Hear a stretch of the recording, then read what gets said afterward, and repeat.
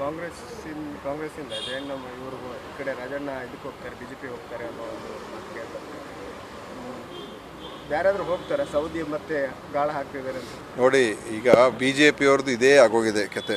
ಎಲ್ಲ ಕಡೆ ಒಂದು ಕಡೆ ಹೆದರಿಸುವಂಥದ್ದು, ಇನ್ನೊಂದು ಕಡೆ ಆಮಿಷ ಹೊಡೆಯುವಂಥದ್ದು ಮತ್ತು ವಿರೋಧ ಪಕ್ಷದ ರಹಿತ ದೇಶ ಮಾಡಬೇಕು ಅಂತ ಹೊರಟಿದ್ದಾರೆ ಅವರು. ಮತ್ತು ಏಕಪಕ್ಷ ದೇಶ ಇರಬೇಕು, ಒಬ್ಬನೇ ನಾಯಕ ಇರಬೇಕು, ಅವ್ರು ಹೇಳಿದ ಮಾತು ಕೇಳ್ಕೊಂಡು ಎಲ್ಲರೂ ಇರಬೇಕು. ಅವ್ರದ್ದು ಆ ಥರ ಆಲೋಚನೆ ಇರುವಂಥದ್ದು. ಸೊ ಇದನ್ನು ನಾವು ಫೈಟ್ ಮಾಡ್ತಾಯಿದ್ದೀವಿ, ಎದುರಿಸಲೇಬೇಕು. ಯಾಕಂದರೆ ಈ ಥರದ ಪ್ರಜಾಪ್ರಭುತ್ವ ನಮ್ಮ ದೇಶಕ್ಕೆ ಒಳ್ಳೆಯದಲ್ಲ. ಭಯ ಭೀತಿಯಿಂದ ಇರುವಂಥದ್ದು. ನಾವು ಏನಾದರೂ ಹೇಳಿದ್ರೆ ನಮಗೇನು ನಾಳೆ ತೊಂದರೆ ಆಗುತ್ತೆ ಅಂತ. ಈಗ ಎಷ್ಟು NGOಗಳನ್ನು ಮುಚ್ಚಿದ್ದಾರೆ, ಎಷ್ಟು ಜನರಿಗೆ ತೊಂದರೆ ಕೊಡ್ತಾ ಇದ್ದಾರೆ, ಯಾರ್ಯಾರಿಗೆ ಮಾಡ್ತಾಯಿದ್ದಾರೆ, ಎಲ್ಲರೂ ನಿಮ್ಮ ಮುಂದೆನೇ ಇದೆ. ಆದರೆ ಅದನ್ನು ಅವರು ಏನು ಮಾಡಿದ್ದಾರೆ ಅಂತ ಭಾಳ ಒಂದು ಬುದ್ಧಿವಂತಿಕೆಯಿಂದ ಒಂದು ಧರ್ಮದ ಹೆಸರಿನ ಅಡಿಯಲ್ಲಿ ಎಲ್ಲ ತಂದುಬಿಟ್ಟು ಜನರಿಗೆ ಅದನ್ನು ಗೊತ್ತಾಗದೇ ಇರೋ ರೀತಿಯಲ್ಲಿ ಅಥವಾ ಮಾತನಾಡದೇ ಇರ್ತಕ್ಕಂಥ ರೀತಿಯಲ್ಲಿ ಮಾಡಿಟ್ಟಿದ್ದಾರೆ.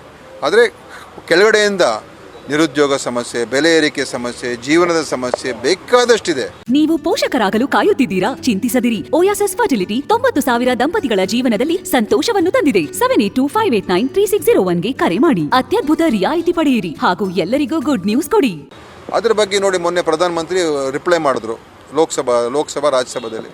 ಏನಾದರೂ ಕಾಂಗ್ರೆಸ್ಸನ್ನು ಬೈದು ಬಿಟ್ಬಿಟ್ಟು, ನೆಹರು ಅವರನ್ನು ಬೈದು ಬಿಟ್ಬಿಟ್ಟು, ಏನಾದರೂ ಅವರು ಈ ದೇಶದ ಸಮಸ್ಯೆಗಳ ಬಗ್ಗೆ ಮತ್ತು ಏನಾದರೂ ಅವರು ಯಾವ ರೀತಿಯಾಗಿ ಅದನ್ನು ಎದುರಿಸ್ತಕ್ಕಂಥದ್ದಕ್ಕೆ ಏನಾದರೂ ಹೇಳಿದ್ರು? ಅವರು ಏನೂ ಇಲ್ಲ. ಬರೀ ಅವರು ದೊಡ್ಡ ಪ್ರಧಾನಿಯಾಗಿ 10 ವರ್ಷ ದೇಶದ ಪ್ರಧಾನಿಯಾಗಿ ಇನ್ನೂ ಕೂಡ ಈ ಸಣ್ಣತನದ ಒಂದು ಮಾತಾಡ್ತಾರೆ ಅಂತ ಹೇಳಿದ್ರೆ ಅವರ ಒಂದು ದೃಷ್ಟಿಕೋನ ಎಲ್ಲಿದೆ ಅಂತ ನೀವೇ ಗಮನಿಸ್ಬೋದು.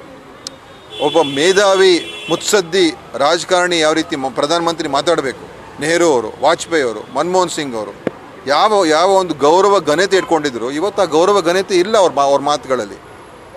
ಯಾಕಂದರೆ ಅವರು ಒಂಥರ ಕ್ಷುಲ್ಲಕ, ಸೇಡಿನ, ದ್ವೇಷದ ಆ ಮಾತುಗಳು ಇವತ್ತು ಎದ್ದು ಕಾಣ್ತಾ ಇದೆ. ಈಗ ಉಡುಪಿ ಜಿಲ್ಲೆಯಲ್ಲಿ ನಕ್ಸಲರ ಚಟುವಟಿಕೆ ಮತ್ತೆ ಕಾಣಿಸ್ತಾ ಇದೆ. ಅದ್ರ ಬಗ್ಗೆ 2 ಮಿನಿಟ್ಸ್ ಸ್ಟಾರ್ಟ್ ಮಾಡ್ತಾರೆ. ದಕ್ಷಿಣ ಕನ್ನಡ ಕೂಡ ನಕ್ಸಲ್ ಎಫೆಕ್ಟೆಡ್ ಏರಿಯಾಸ್ ಕೆಲವಿದೆ, ಕೆಲವು ಅಂಗಡಿಗಳು. ನೋಡಿ, ಕಾನೂನನ್ನು ಯಾರೇ ಕೈಯಲ್ಲಿ ತೊಗೊಳ್ತಕ್ಕಂಥದ್ದು ಮಾಡಿದ್ರೆ ನಾವು ಅದನ್ನು ಸಹಿಸೋದಿಲ್ಲ. ಏನೇನು ಕ್ರಮಗಳು ತೊಗೊಳ್ಬೇಕು ಅದೆಲ್ಲವನ್ನು ಕೂಡ ನಾವು ತೊಗೊಳ್ತೀವಿ. ಅದರ ಏನೇ ಮುಂಜಾಗ್ರತೆ ಕ್ರಮಗಳಿದೆ ಖಂಡಿತವಾಗಿಯೂ ಪೊಲೀಸ್ ಇಲಾಖೆಯವರು ಅದನ್ನು ನಿಭಾಯಿಸ್ತಕ್ಕಂಥದ್ದಕ್ಕೆ ಶಕ್ತಿ ಸಾಮರ್ಥ್ಯ ಇದೆ ಮತ್ತು ನಮ್ಮ ಕಡೆಯಿಂದ ಅವ್ರಿಗೆಲ್ಲ ರೀತಿಯ ಸಹಕಾರ ಇರ್ತದೆ. ಎಚ್ಚರಿಕೆಯನ್ನು ವಹಿಸುವಂಥದ್ದು ಕೂಡ ನಾವು ಹೇಳಿರ್ತೀವಿ. ಪೊಲೀಸರು ಏನಾದರೂ ಅದರ ಬಗ್ಗೆ ಮಾಹಿತಿ ಕೊಟ್ಟಿದ್ದಾರೆ? ಇಲ್ಲ, ನನಗಿನ್ನೇನು ಸ್ಪಷ್ಟ ಮಾಹಿತಿ ಇಲ್ಲ. ಅದೇ ಮೊನ್ನೆನೂ ಕೂಡ ಅವ್ರಿಗೆಲ್ಲ ಅವ್ರ ಮೇಲೆ ಕ್ರಮ ತೊಗೊಂಡಿದ್ದಾರೆ. ಈ ನೈತಿಕ ಪೊಲೀಸ್ಗಿರಿ ಮಾಡುವಂಥವ್ರ ಮೇಲೆ ಮೂರು ಜನ ಮೇಲೆ ಅವರನ್ನು ಅರೆಸ್ಟ್ ಮಾಡಿದ್ದಾರೆ, ಅವ್ರ ಮೇಲೆ ಕ್ರಮ ತೊಗೊಂಡಿದ್ದಾರೆ. ಅದಕ್ಕೆ ಯಾವುದಕ್ಕೂ ಕೂಡ ಅವಕಾಶ ಕೊಡಬಾರ್ದು. ಭಾಳ ಒಂದು ಕೆಟ್ಟ ಹೆಸರು ದಕ್ಷಿಣ ಕನ್ನಡ ಜಿಲ್ಲೆಗೆ, ಕಳಂಕ ಇದು.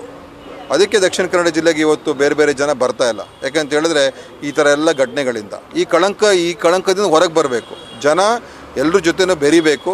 ಎಲ್ಲರೂ ಕೂಡ ಇಲ್ಲೊಂದು ಸುರಕ್ಷಿತ ವಾತಾವರಣ ಇದೆ ಅಂತ ಅನ್ನಿಸ್ಬೇಕು. ಆ ಥರದ ಒಂದು ವಾತಾವರಣ ತರ್ತಕ್ಕಂಥದ್ದು ಭಾಳ ಮುಖ್ಯ. ಅದೇ ಇಲ್ಲಿ ಏನು ಮಾಡ್ತಾರೆ, ಪ್ರಚೋದನೆ ತಾನೇ.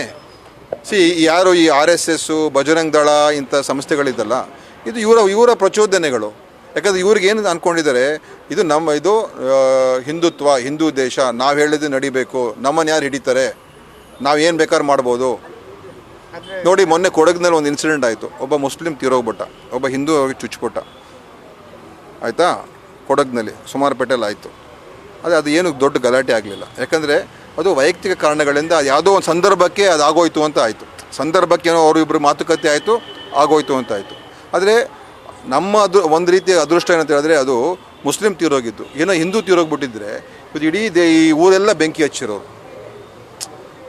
ಅದು ಯಾವುದೇ ಕಾರಣ ಇರಲಿ, ಒಬ್ಬ ಹಿಂದೂ ಒಂದು ಮುಸ್ಲಿಂ ಇದ್ದರೆ ಸಾಕು, ಅದರ ಅರ್ಥನೇ ಬೇರೆ ಆಗೋಗಿದೆ ಇವರಿಗೆ. ಈ ಥರ ಆಗಬಾರ್ದು. ಯಾಕೆ ಫೇಲಿಯರ್ ಅಂತ ಹೇಳ್ತೀರಾ? ಫೇಲಿಯರ್ ಅಂತ ಏನಿಲ್ಲ. ಇವತ್ತು ಎಲ್ಲ ಕಡೆ ಕ್ರಮ ತೊಗೊಳ್ತಾ ಇದ್ದೀವಿ. ಇನ್ನು ಮುಂದೆ ಏನೋ ಇನ್ಸಿಡೆಂಟ್ಸ್ ಆದರೆ ಕ್ರಮ ತೊಗೊಳ್ತೀವಿ. ಅದು ಯಾರೇ ತಪ್ಪು ಮಾಡಿರಲಿ,